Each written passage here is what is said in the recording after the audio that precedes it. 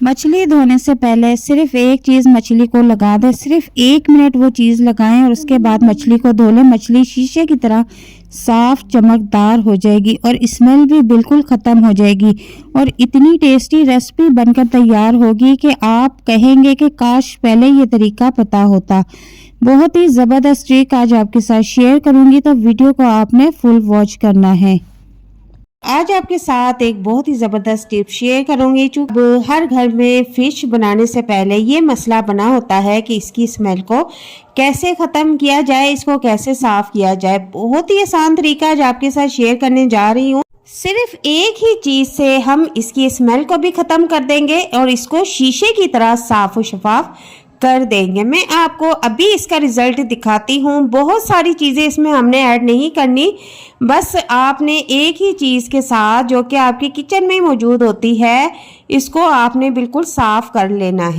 तो video start करते हैं। बिस्मिल्लाहिर्रहमानिर्रहीम। अस्सलाम वालेकुम। यहाँ पर मैंने तकरीबन 1.5 किलो फ़िश ली है और उसमें 3 से 4 चम्मच मैंने बेसन के ले लिए हैं। अब आपने क्या करना है कि फ़िश को किसी खुले बर्तन में निकाल लेना है और उसके बाद 3 से 4 चम्मच बेसन इस तरह से इसके ऊपर छिड़क देना है। बाद में आपने हाथों की मदद से बेसन को मछली के ऊपर लगाना है ताकि मछली जो है बेसन में अच्छी तरह से रच मच जाए। जैसा कि आप वीडियो में देख रहे हैं कि मैं किस तरह से एक एक पीस को उठा के बेसन के साथ रगड़ रही हूँ, इसी तरह से आपने करना है। और आप देख भी सकते हैं कि कितनी आसानी के साथ इसकी सफाई हो रही है। और यकीन करें, जब इस तरीके के बाद आप इसको वॉश करेंगे तो इसमें से बिल्कुल भी स्मेल नहीं आएगी जो फ़िश की अमूमन आती होती है। बहुत ही प्यारी मज़ेदार खुशबू आना शुरू हो जाएगी। तो अच्छी तरह से बेसन इस तरह से आपने उठा के जितने भी पीस हैं उसके ऊपर रगड़ना है और तमाम मछली के पीसेस को आपने इसी तरीके से करना है। और यकीन करें कि बहुत ही आसान तरीका है। बाज़ औक़ात लोग क्या करते हैं कि बहुत ज़्यादा चीज़ें इसमें ऐड कर देते हैं, लहसुन ऐड कर देते हैं, अजवाइन ऐड कर देते हैं। ठीक है, वो भी तरीका ठीक है, लेकिन मैं आपको बचत के साथ बहुत ही आसान तरीका बता रही हूँ कि आपने एक सिर्फ बेसन के साथ 3 से 4 चम्मच ऐड करके तो आपने इस तरह से मछली को साफ़ कर लेना है। तो जितनी भी ज़्यादा मिकदार में मछली है आपने बेसन की मिकदार बढ़ा देनी है।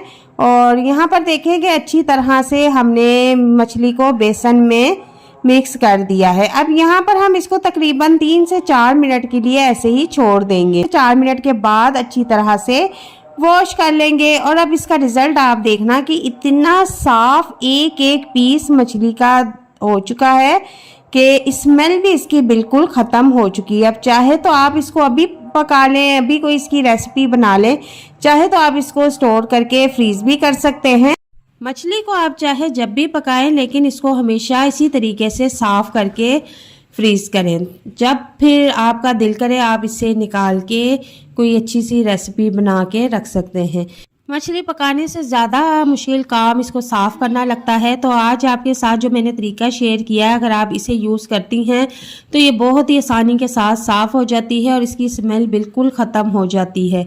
इसी तरीके को अप्लाई करते हुए आप 10 किलो मछली भी आसानी के साथ साफ़ करके रख सकती हैं। अक्सर ख़वातीन मछली पकाने से इसीलिए घबराती हैं कि इसको साफ़ करने का जो तरीका है बहुत ही मुश्किल होता है, बहुत ज़्यादा चीज़ें ऐड करनी पड़ती हैं, फिर इसको 5 से 10 मिनट रखना पड़ता है। वैसा कुछ नहीं है, सिर्फ एक ही चीज़ के साथ आप मछली को बिल्कुल साफ़ सुथरा करके रख सकते हैं। तो यहाँ पर आप देखेंगे कितनी साफ़ हो चुकी है, बिल्कुल शीशे की तरह चमक रही है। जबकि साफ़ करने से पहले आप वो भी देख सकते हैं कि इसकी क्या कंडीशन थी, क्या हालत थी इसकी। ऐसे लगता था कि जैसे ही कभी भी साफ़ नहीं हो पाएगी। तो बहुत ही आसान तरीका था जो आज आपके साथ मैंने शेयर किया है। उम्मीद करती हूँ कि आपको ये तरीका बहुत पसंद आएगा।